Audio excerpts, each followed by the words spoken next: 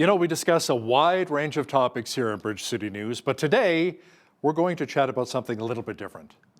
Cow burps. Yes, apparently a cow burp tax credit is headed our way here in Alberta.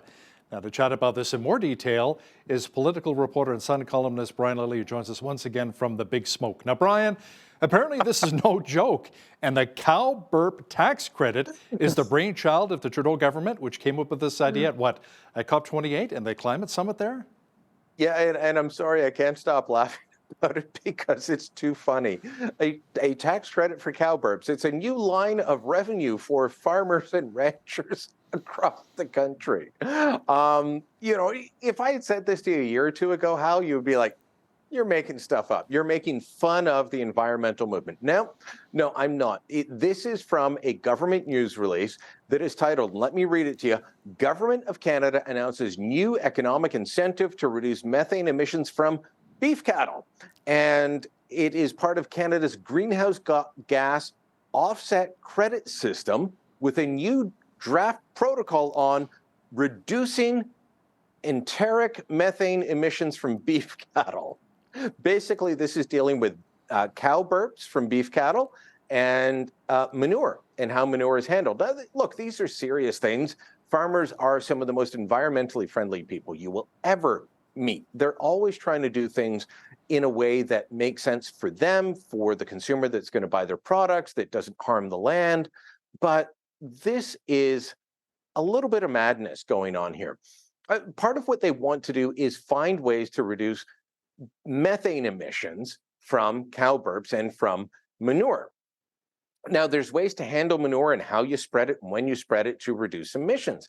But if you're going to try and reduce emissions from cow burps, Hal, what you're essentially talking about is either inserting a chemical additive into the feed or something like apparently some studies have found red seaweed added to the feed can help. But, both of those things can change the makeup of the beef, how the beef tastes, what the fat composition is.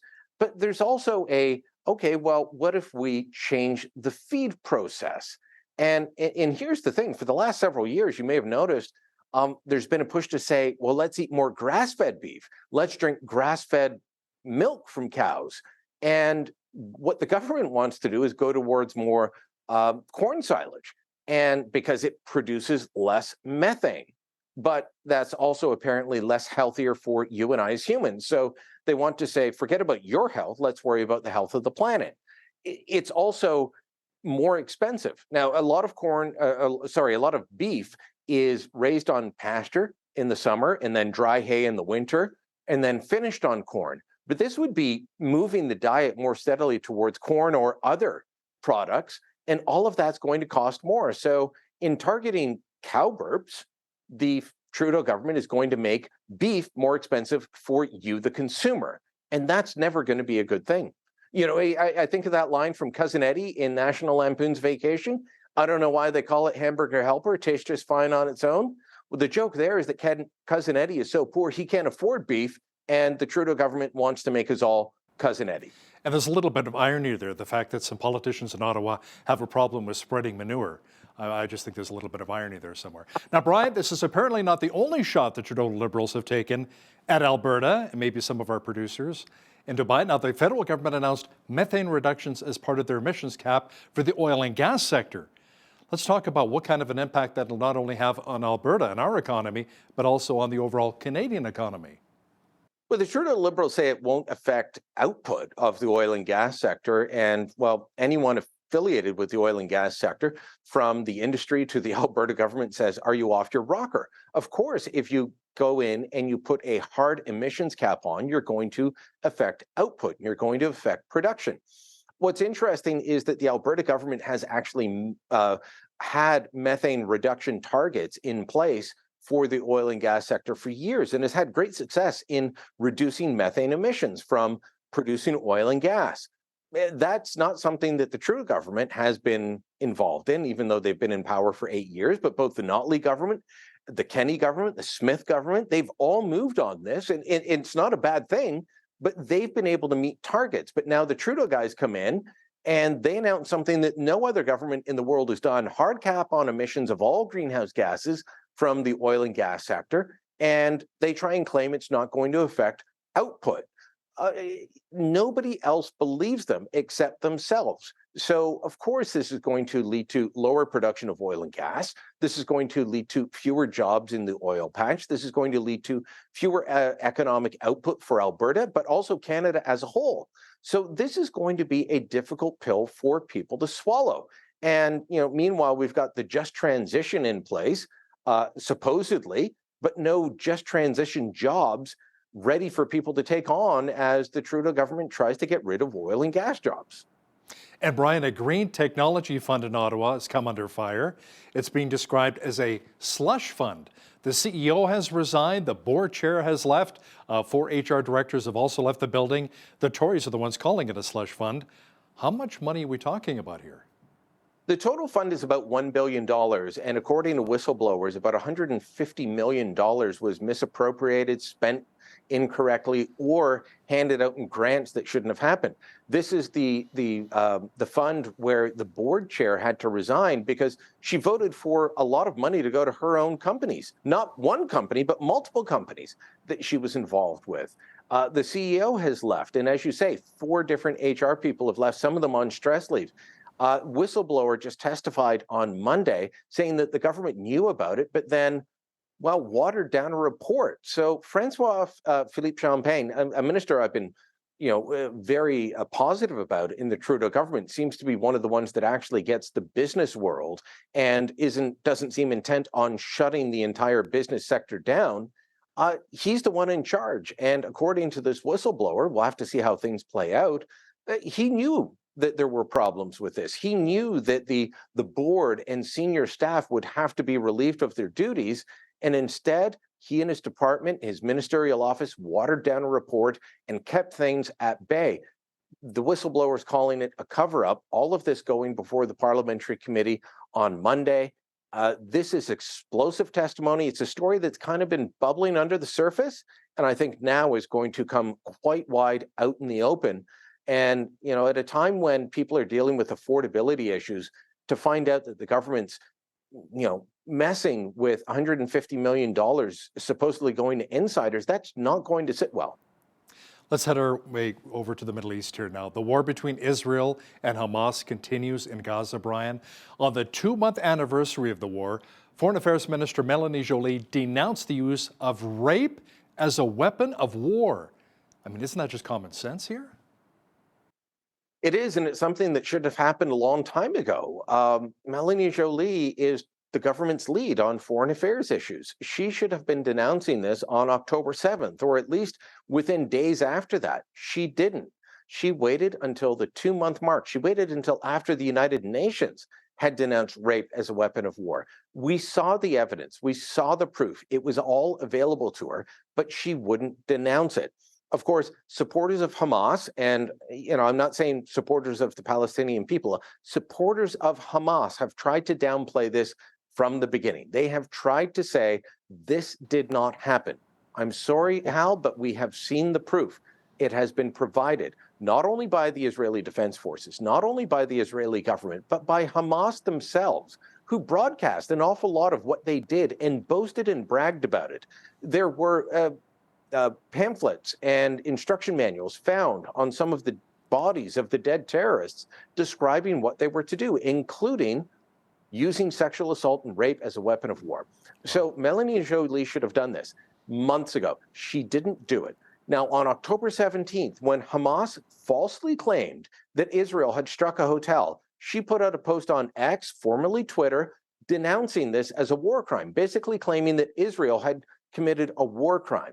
She was emphatic on that. That tweet, that post is still up, even though we know that the hospital was never hit. The parking lot was hit, and not by Israel, but by an errant missile fired by Islamic Jihad. They wanted to hit Israel, and instead they hit the parking lot of the Al-Shifa hospital. She hasn't taken down that post. She hasn't apologized for it. She put it up there without any proof, but it took her 2 months to believe Israeli women. So when the Trudeau government tells you that they run a feminist foreign policy, remember, they believe all women, as long as they're not Israeli or Jewish. Wow. Brian, the Speaker of the House is supposed to be nonpartisan and act as kind of an impartial referee. But House of Commons Speaker Greg Fergus has come under a little bit of fire recently for a number of partisan moves. Can he survive after being accused of putting on the home team jersey for the Liberals while calling the game? I think he will survive. I don't think he should. He apologized, I believe it was 13 times at a committee appearance on Wednesday. The Liberals want to protect Fergus because he was put in there by them to be less of a fair referee than Anthony Rota was. Remember, Anthony Rota was there. He was there previously from 2015 until 2019, and then didn't win I don't think he won a seat in 2019. And they had a different speaker in that time. He won re-election in 2021, became speaker again, but the Liberals found him too fair. They wouldn't do his bidding, or he wouldn't do their bidding, sorry. And so when he had that incident where he introduced someone who fought for the Waffen-SS while Ukrainian President Vladimir Zelensky was in the chamber, and everyone applauded this man who Rota described as a war hero, well, he had to go. So the Liberals decided to put Fergus in. This is a man who I knew as a school board trustee before he ever ran for parliament. Always seemed like a fair and decent guy, but he's become increasingly partisan. And what he did was he produced a video for the Ontario Liberal Convention. He says he was just wishing, a fond farewell to a longtime friend, but it was a partisan video recorded in the speaker's chambers while he's wearing the speaker's robes. As that controversy is going on, he goes down to Washington, D.C. He's photographed with Nancy Pelosi, but not with any Republicans. He gives a speech where he talks about being a young liberal and winning the young liberal presidency. But meanwhile, in the House of Commons, he's imposing rules on conservatives that he doesn't apply to the Liberals. He has shown that he has become a partisan hack. I don't think he can stay, but the Liberals want him there, and the NDP is too weak to stand up to their political masters in the PMO. Brian, a story we had on Bridge City News last week was about the hundreds of job cuts at the CBC, Canada's public broadcaster. Now, you say CBC President Catherine Tait is simply out of touch with Canadians? What makes you say that? There's a whole pile of reasons that make me say Catherine Tait is out of touch. Let's start with the fact that prior to these layoff announcements being announced, her office reached out to Paul Wells, longtime political watcher on Parliament Hill, runs a podcast, and they said, we want to talk to you. And so she recorded a podcast with him, and there were a couple of comments that she made on that, knowing that it was going to be released the day the layoffs were announced. And he asked her, where were you when you found out you got the job? And she describes being at the Four Seasons, treating herself to a wonderful stay at the Four Seasons Los Angeles. This is a Beverly Hills hotel, Hal, that costs more than some people's mortgage payments per night. That's out of touch. Then in the middle of this interview, she says she doesn't understand how some people can back Pierre Poilievre's view that the CBC should be defunded.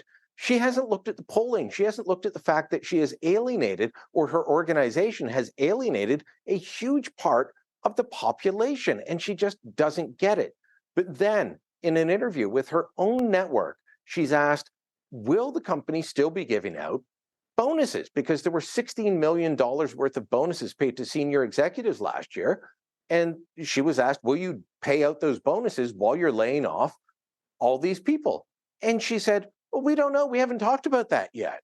I'm sorry, but if you're going to be laying off hundreds of people, you need to talk about executive bonuses ahead of time.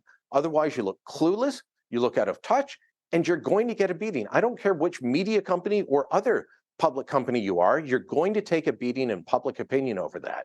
And the fact that she didn't get that, or that so many Canadians, especially in Western Canada, feel completely disconnected from CBC, tells me she is staying in her Ottawa, Toronto, Montreal, and sometimes New York bubble. Brian, as many of us think about hopping on a flight to visit family over the holidays, or maybe a little bit of a tropical getaway to get away from the snow, the cost of Canadian flights is giving us a bit of a sticker shock. Now, you wrote about a study by the Montreal Economic Institute that says government fees and taxes are a big reason why we pay more than our American neighbors. Yeah, did you know that the post 9/11 security fee is about to go up by almost a third, Hal? It's already far higher than the Americans, which, by the way, tops out at about $7 Canadian for a domestic flight in the US and doesn't go above $11. Meanwhile, we're going between I believe it's going up to $17 to $34 Canadian. Wow. For 17 for a domestic, 34 for an international flight. That's just one aspect of it. Our excise tax on jet fuel is about 4 times what the Americans charge. Then we've got airport rents. The federal government owns an awful lot of these airport lands. They used to own and operate them, and then they decided to get out of that business, and they would set up independent boards, but then charge them rents. Well, the rents continue to go up and up. And last year, it was $419 million that they collected in rents. Well, every time they increase any of these fees, and they increase all of these fees on an annual basis, well, guess what? That puts the cost of your flight up. The only reason that it isn't more feasible for those of us who live near the border, like myself, driving across to Buffalo to catch a flight, or Montreal going to Plattsburgh, people in Vancouver going to Bellingham, and things like that. The only reason it's not more feasible is that the dollar is so low right now that that kind of negates it. But the price that Americans pay for airline tickets is significantly cheaper than what we pay, and a big part of that reason is that we are paying through the nose on airport rents, security surcharges, and fuel excise taxes, just to name a few of the different charges. Then, of course, GST is on top of all of that. Political reporter and Sun columnist Brian Lilley, thanks so much for joining us today from Toronto. Thank you, Hal.